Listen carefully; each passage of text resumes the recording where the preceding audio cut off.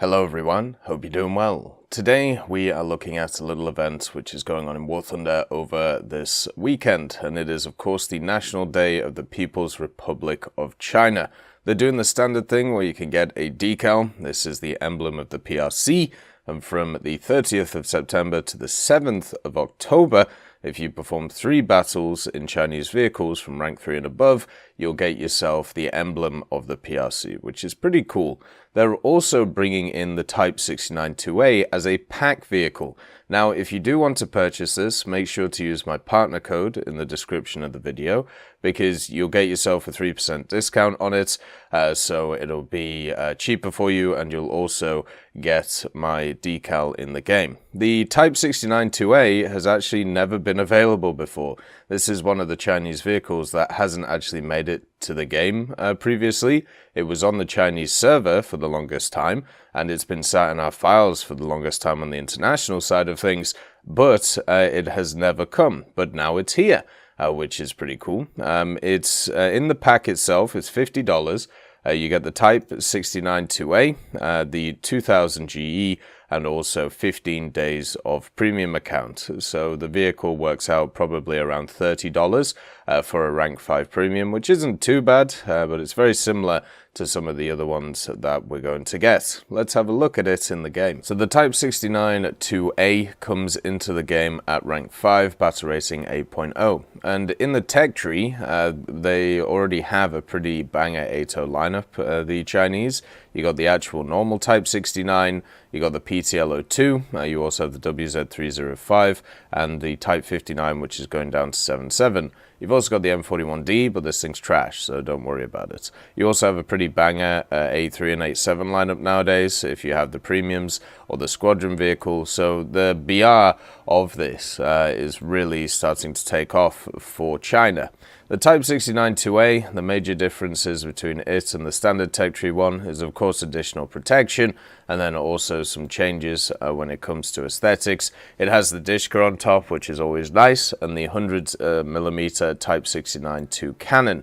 This cannon can fire a bunch of different rounds. It can fire the BR-412D, which you'll be used to on stuff like the T-54. It can fire this really crap APFSDS, the 3BM25, which is not very good, and then it can fire the pretty decent heat shell at 390-338-195. It doesn't get a laser rangefinder, just gets a standard rangefinder, and does also get smokes, so it gets 8 of them overall, which is quite nice.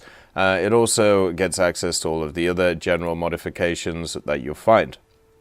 Even though it has the additional armor on it, it doesn't really change any of the characteristics of the vehicle. It should be incredibly similar to the Type 69, which already is a pretty decent MBT at 8.0. The thing about the Type 69 is it improves massively over the Type 59 with stuff like turret rotation and general use of gun. The thing it doesn't improve on, though, is the reload rate. The reload rate is still weak, which is one of the issues with it. You also have the 4-man crew, the gunner, loader, and then also commander in the turret, and then the driver in the bottom. So it's a very standard affair with this thing, no different to what you've seen before.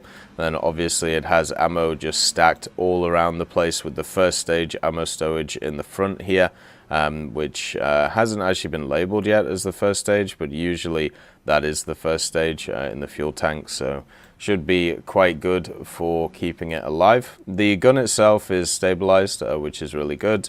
So 2-plane. The major issue with it really is, of course, its targeting speed, but that'll improve when you get all the modifications. It's such a premium, you'll get them all for free, and then the reload rate is only the thing that's going to really keep you down. The engine is 513, at least in this configuration. It's got good forward speed. The reverse is not the best, but it also is not the worst in the business, so overall it's not too bad. But if you're looking for a pretty solid like MBT, as I said, the Type 69 is a pretty decent vehicle. It's one of those which you can do pretty well in. You can see here are my stats in it, and as a person who isn't great in ground forces, you can see the difference between the Type 59 and 69 stats.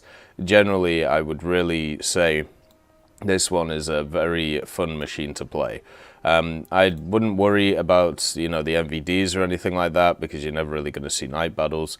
In a full up tier, which is at 9.0, this thing will struggle, since it uses heat as its main armament. So against stuff like 255 AMs, it's going to struggle against, or anything with some composite armor. But most things that you face will be completely fine. A lot of 9.0 right now gets sucked up into 10.0, so usually it isn't actually that bad to face. So, you know, it's not too bad. And then you've also got the OF412 shell and the APDS shell, if you want to use them. Both are completely fine shells. Just be careful or be wary of using this APF SDS. The APF SDS on these vehicles doesn't really work very well. It basically is one of those things where it's a trap. There's not many vehicles in the game where you shouldn't use the APF SDS as a standard round, but this one, just alongside the Type 69, is one of them. The APF SDS is just not good at all. It doesn't work very well, and overall isn't very fun to use. Yeah, I think in general this vehicle should be fantastic to play. It's in a pretty banger lineup. The meta around it at the moment is pretty good, and also you have good support from the air as well. China around these BRs is really nice, it's really strong, and it works fantastically well. And a lot of the competition that it faces, it can easily deal with. It just has the same issues that a lot of these Russian-style MBTs have: lack of reverse speed and also lack of reload speed, but everything else is completely fine on it. So if you can work around those factors, and you also want something unique as well, this would be a vehicle to go for. As always, I hope you have a wonderful day, and I'll see you next time. I'd just like to thank Nicholas Richardson, Elove Goat, Pyman675, Winter Scientist, Merciless Reaper, Jerry Prevolt, Megadino King, Orange Tail, Teddy, John Ryman, Universe, Ambrosius McClellan, Daniel Stanton, Moxie, B. Young, Uncle Bean, Sem Arslan, Derek R., Bareen, Lafouche, and Samuel Slick for supporting the channel.